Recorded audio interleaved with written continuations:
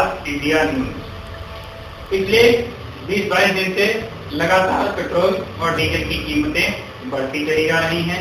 विपक्ष लगातार सरकार पर निशाना साध रहा है, लेकिन सरकार पेट्रोल डीजल का नियंत्रण बाजार पर होने की बात कहकर अपना पल्ला झाड़ रही है। वास्तव में क्या सरकार कुछ नहीं कर सकती? क्या पेट्रोल डीजल की कीमतें बाजार तय करती है? क्या है सच्चाई? इसके बारे में हम आपको आगे विस्तार से बताएंगे, लेकिन पहले देख लेते हैं सुर्खियां। सुर्खियों में सबसे पहले कोरोना अपडेट। कोरोना में पिछले 24 घंटों में संक्रमित लोगों की संख्या हुई है 18,522, जबकि 13,099 लोग कोरोना से पिछले 24 घंटों में स्वस्थ हुए हैं और जो मृत्यु हुई है उनकी संख्या है 418।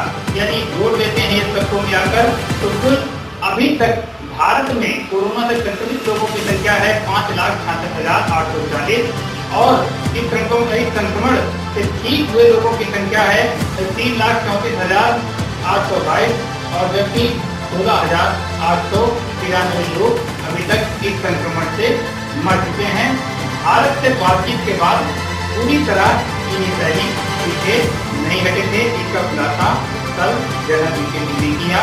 पूर्व आर्मी चीफ ने बताया कि जब भारत से बातचीत जो कमांडिंग ऑफिसर की बातचीत ऑफिसर के बीच बातचीत हुई थी, उस बातचीत के बाद चीनी सैनिक पूरी तरह पीछे नहीं हटे थे।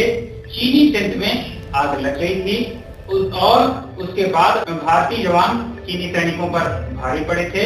हालांकि चीन कभी भी अपने जवानों की मौत की बात को स्वीकार नहीं करता है। राफेल राफेल राफेल, आपने पिछले दिनों राफेल विमान पर चर्चा बहुत ज्यादा सुनी होगी, लेकिन आपको एक सुकून भरी खबर बताते हैं कि इन सब लड़ाइयों के बीच चीन से मची तनातनी के बीच फ्रांस से कुल 36 जो राफेल विमानों का सौदा हुआ था, उसमें अगली 27 जुलाई को 6 राफेल विमान भारत आ जाएंगे।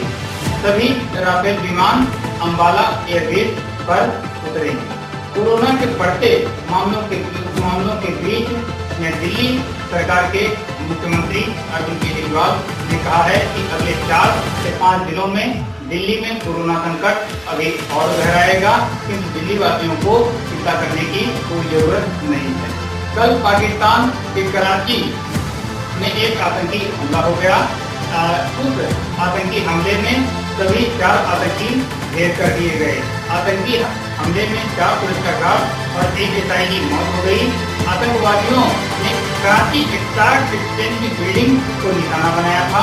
2 आतंकियों को बेड पर ही मार गिराया गया। आतंकियों ने हमले के पुलिस को झांसा देने के लिए पुलिस की वर्दी पहन रखी थी। सरकार पेट्रोल डीजल की कीमतों को बताती है कि वह बाजार के हवाले है। यदि बाजार के हवाले है तो विपक्ष पूरा क्यों तना बैठा है? सभी लोग ये क्यों कहते हैं कि सरकार पेट्रोल और डीजलों के दामों में कमी करे? इसकी हम आपको खास वजह बताते हैं कि कैसे पेट्रोल डीजल बाजार के हवाले है और किस हिसाब से सरकारों का मतलब है केंद्र और राज्य सरकार उन पर टैक्स लेती है। लेकिन आज हम विशेष रूप से केंद्र सरकार की बात करेंगे। नवंबर 2014 में जब यूपीए की गवर्नमेंट गई थी, तब जो एक्साइज ड्यूटी ली जाती थी वह पेट्रोल पर थी 9 रुपए 22 पैसे और डीजल पर थी 3 रुपए 46 पैसे। फिर उसके बाद नवंबर तक यही रेट चलता चलाया। इसके बाद जो अंतर्राष्ट्रीय मार्केट है उसमें पेट्रोल डीजल यानी कच्चे तेलों की कीमतों में काफी गिरावट दर्ज हुई। फिर नवंबर 2014 के बाद अगस्त 2017 में सरकार ने पेट्रोल की एक्साइज ड्यूटी 9 रुपए 22 पैसे से बढ़ाकर 21 रुपए 48 पैसे यानी 2017 में पेट्रोल की एक्साइज ड्यूटी 2.5 गुना से भी ज्यादा सरकार ने बढ़ा दी और डीजल की एक्साइज ड्यूटी 3 रुपए 40 पैसे से बढ़ाकर 17 रुपए 33 पैसे कर दी। अब यदि कुछ जमा जोड़ दिया जाए तो जब अंतिम बार पेट्रोल की एक्साइज ड्यूटी बढ़ी थी, उसकी टोटल एक्साइज ड्यूटी हो गई थी 32 रुपए 98 पैसे, और जबकि डीजल पर टोटल एक्साइज ड्यूटी हो गई थी 31 रुपए 83 पैसे। अब इसके बाद राज्य सरकारें अपना वैट लेती हैं, अन्य टैक्सेस लेती हैं, कुल मिलाकर देखा जाए तो पेट्रोल यानी 100 रुपए का पेट्रोल ये दिया जाए तो उसमें करीब 70 रुपए टैक्स के जाते हैं और 30 रुपए का पेट्रोल ही आपकी गाड़ी में भरा जाता है। फिर सरकार ये कहती है कि हमारे जो भी पेट्रोल और डीजल के दाम हैं वह बाजार के अधीन है, हम इसमें कुछ नहीं कर सकते हैं। जबकि 2014 के बाद अब तक देखा जाए तो करीब पेट्रोल करीब 3.5 गुना तथा डीजल के रेट में करीब 9 गुना से अधिक की एक्साइज ड्यूटी में वृद्धि हुई है। और एक अनुमान के मुताबिक केंद्र सरकार जो 2014 में जब यूपीए गवर्नमेंट गई थी तब 90 से 99 हजार रुपए करोड़ पेट्रोल डीजल से सालाना कमाई होती थी, लेकिन एक्साइज ड्यूटी सेस और टैक्स बढ़ाए गए।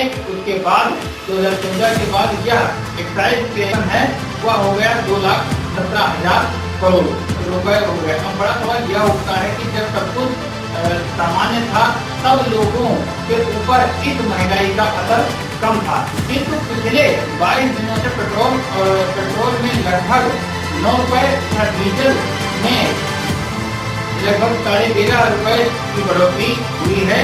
वो इसका ये सब कुछ तब हुआ है जब दोपहर से खरीफ की मुख्य फसल धान की रोपाई कर रही है।